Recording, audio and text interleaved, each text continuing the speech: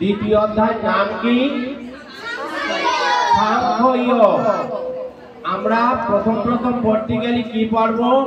সাংখ্যযোগ, তাই না? আমরা কি বলতেছি? সাংখ্যযোগ। তোমরা তিনজন লক্ষ্য করবা, তোমাদের জন্য বলছি এটা।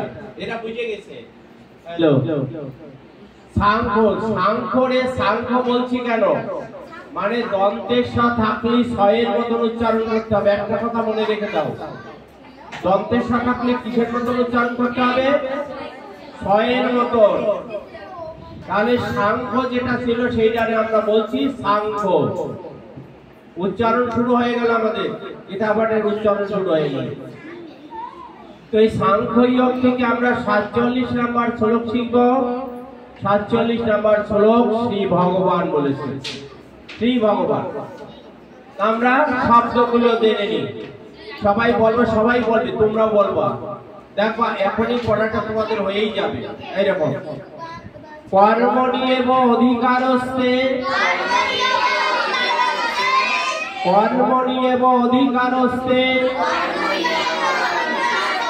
মা ফলেষু কদাচন, মা ফলেষু কদাচন মা কর্মফল হেতুর্ভূ, মা কর্মফল হেতুর্ভূ মাতে সঙ্গস্তু অকর্মণি, মাতে সঙ্গস্তু অকর্মণি কর্মণি এব অধিকারস্তে মা ফলেষু কদাচন মা কর্মফল হেতুর্ভূ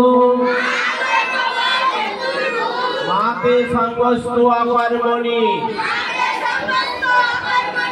আমরা উচ্চারণটা একদম বলে দিলাম, কিন্তু আমাদের গীতাতে ছন্দ আছে দুইটা। দুইটা ছন্দ মনে রাখবে কিন্তু তোমরা, দুইটা ছন্দ। একটা ছন্দের নাম অনুষ্টাপ ছন্দ, আর একটা ছন্দের নাম ত্রিষ্টুপ ছন্দ। আমাদের এই শ্লোকটা হলো অনুষ্টাপ ছন্দের শ্লোক। এখন অনুষ্টাপ ছন্দে আমি পাঠটা শেখাচ্ছি। কর্মণি এব অধিকারস্তে মা ফলেষু কদাচন মা কর্মফল হেতুর্ভূ মাতে সঙ্গস্তু অকর্মণি কর্মণি এব অধিকারস্তে মা ফলেষু কদাচন মা কর্মফল হেতুর্ভূ মাতে সঙ্গস্তু অকর্মণি কর্মণি এব অধিকারস্তে মা ফলেষু কদাচন মা কর্মফল হেতুর্ভূ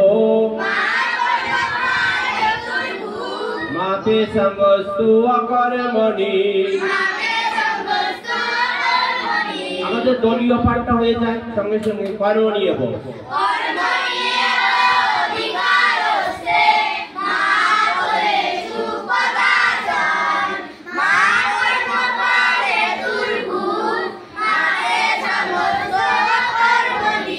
আরেকবার কর্মণি।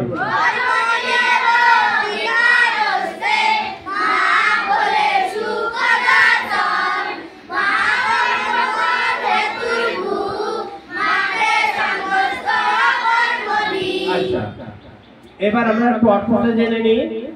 শ্রী ভগবান বললেন কর্মেই তোমার অধিকার আছে, কিন্তু কর্মফলে তোমার কোনো অধিকার নেই। কর্মফল লাভ করাই যেন তোমার কর্মের উদ্দেশ্য না হয়, আবার কর্ম ত্যাগও যেন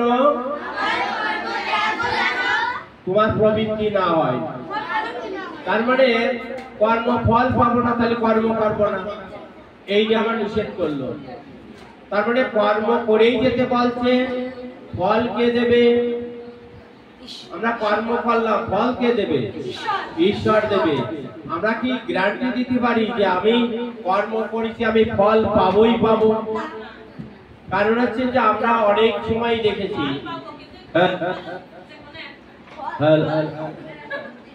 ওই যে দেখা গেল সুন্দর ধান বাঁধাইছে, সুন্দর ধান বেঁধে গেছে, মনে মনে গোলা বান্ধা হয়ে গেছে, বড় গোলাটা বান্ধা হয়েছে, কিন্তু দেখা গেল একেবারে বন্যা হয়ে গেল, নাই অতিবৃষ্টির কারণে তার সব নষ্ট হয়ে গেল, তাহলে ফাঁকা গোলা ফাঁকাই থেকে গেল, বলল না। তাহলে আশা তো ছিল যে এবার ভরবে, কিন্তু পেলাম না। এই জন্য কর্ম করলেই যে ফল পাওয়া যাবে তা কিন্তু না, কিন্তু ভালো কর্ম করলেই ফলদাতা তো ভগবান, ফল আমাদের এক সময় দেবে। এক সময় দেখা গেল যে ভালো কর্ম করলাম, পেলাম না, কি হলো? তাহলে নিরাশ হয়ে গেলাম। কিন্তু নিরাশ হওয়ার কোনো কারণ নাই, ওর ফল আমি যে কোনো ভাবে পাবোই পাবো।